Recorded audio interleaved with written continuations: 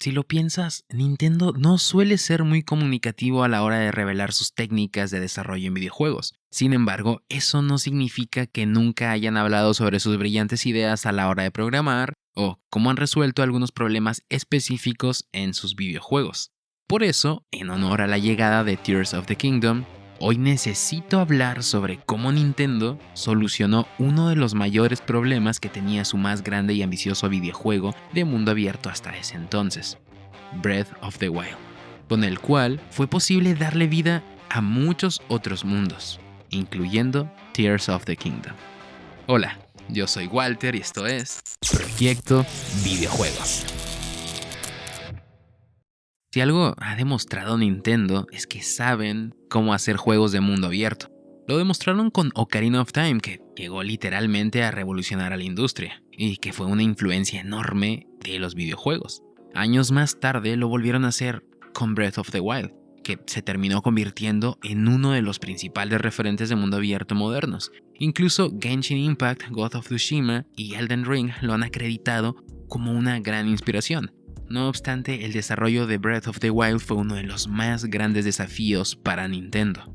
Y es que el modelo perfecto para su mundo se basaba principalmente en que el jugador pudiera explorar en todas las direcciones posibles, habidas y por haber. Pero siempre de tal forma que se pudiera atraer al jugador a zonas específicas que lo llevaran a la historia principal. Esto sin que el jugador sintiera que lo estaban llevando de la mano. Vamos, que no se sintiera como un juego lineal.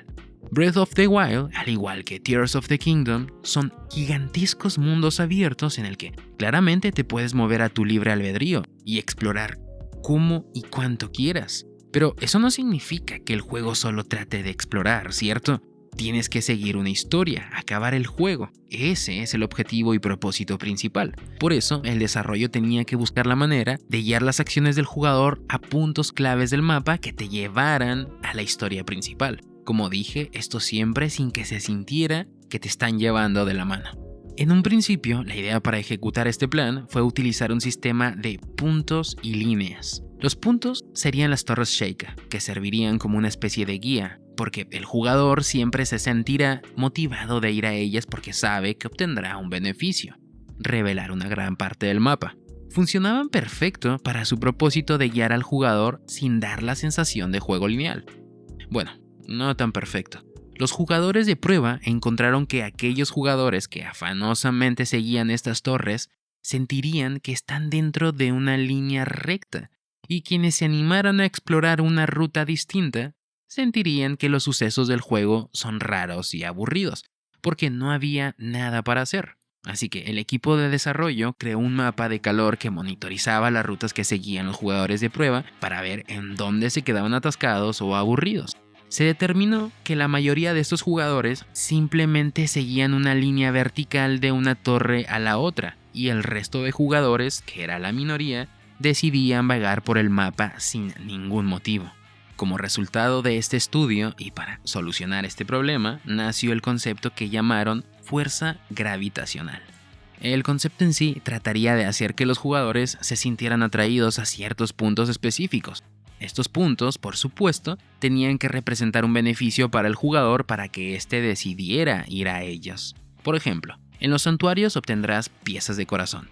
Los establos tienen NPCs que te venden artículos, dan misiones y cuentan leyendas. En los campamentos enemigos puedes encontrar cofres y armas poco comunes y con mejor durabilidad. Como resultado de esta prueba, mientras el jugador explora a su voluntad y se ve atraído a estos puntos de interés, lo hace desviarse de su ruta principal, por lo que encontrará nuevas cosas para hacer. Y una vez termine, automáticamente querrá volver a su camino principal. Pero en el proceso, otra acción, como enemigos, animales, plantas, recursos y algunas otras cosas más, hará que el jugador nuevamente se vuelva a desviar y así sucesivamente, creando una especie de bucle infinito. Esto siempre manteniendo el flujo constante del progreso del juego. Pero para que esto terminara de funcionar, necesitaban hacer que estos puntos de interés sean lo suficientemente visibles, por lo que entonces a cada una de estas estructuras se le dio una forma característica y se aseguraron de que fuesen lo suficientemente grandes para que sean visibles desde cualquier distancia. Mira, los campamentos de enemigos están construidos al lado de una piedra gigante. Los establos tienen estatuas muy altas de madera con figuras de caballo. Los santuarios son rocas grandes con una especie de forma y brillo particular. Y las fogatas desprenden una fina nube de humo que se puede ver desde una gran distancia. Si te fijas, todos estos elementos tienen algo particular. O son brillantes o son demasiado grandes que es imposible ignorarlos. Sin embargo, el mapa era gigantesco. Muchos lugares a donde ir y todos a la vista. No querían que el jugador se sintiera abrumado, sino todo lo contrario. Querían que tuviera ganas de explorar y que cada vez que lo hiciera se llevara una sorpresa y tuviese más curiosidad de seguir investigando.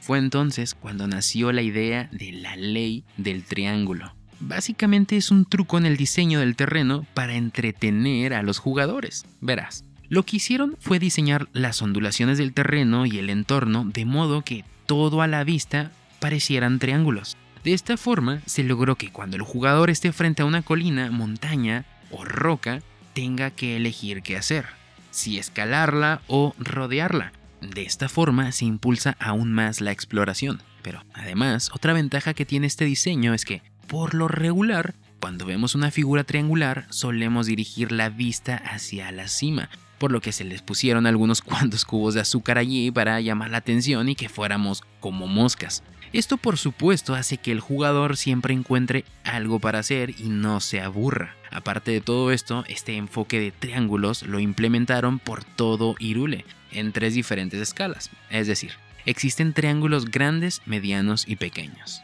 ¿A qué me refiero con esto? Mira, sea cual sea el punto de vista, siempre verás 3 perspectivas. Primero, un triángulo grande, enorme, casi que monumental, es decir, una montaña que estará a lo lejos.